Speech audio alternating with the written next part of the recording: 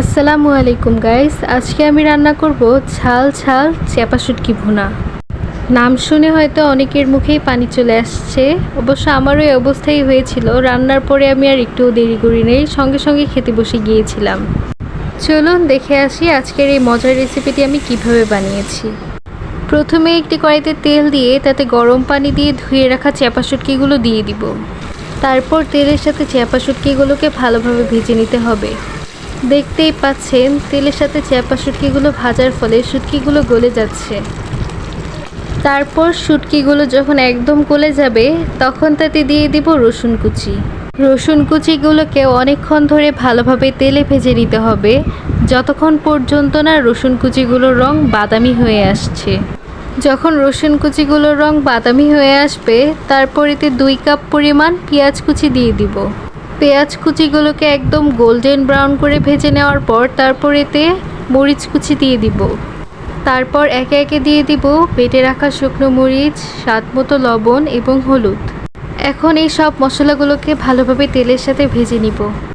আজকের রান্নায় আমি শুকনো মরিচ গুঁড়া ব্যবহার করব না, কারণ আমি শুকনো মরিচ বাটা দিয়েছি। আর বাটা মশলায় রঙও সুন্দর হয় এবং ঝালও বেশি হয়।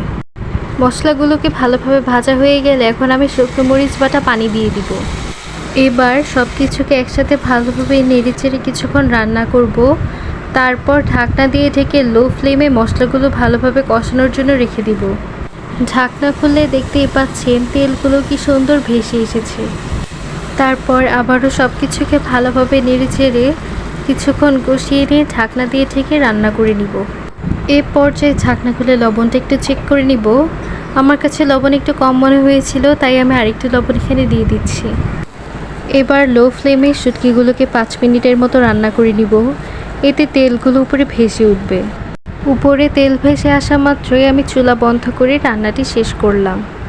শুটকির রেসিপিটি অবশ্যই বাসায় আপনারা বানিয়ে ট্রাই করে দেখবেন। এটি ভাতের সাথে খেতে যে পরিমাণ মজা লাগে তা আমি আপনাদেরকে বলে বোঝাতে পারবো না।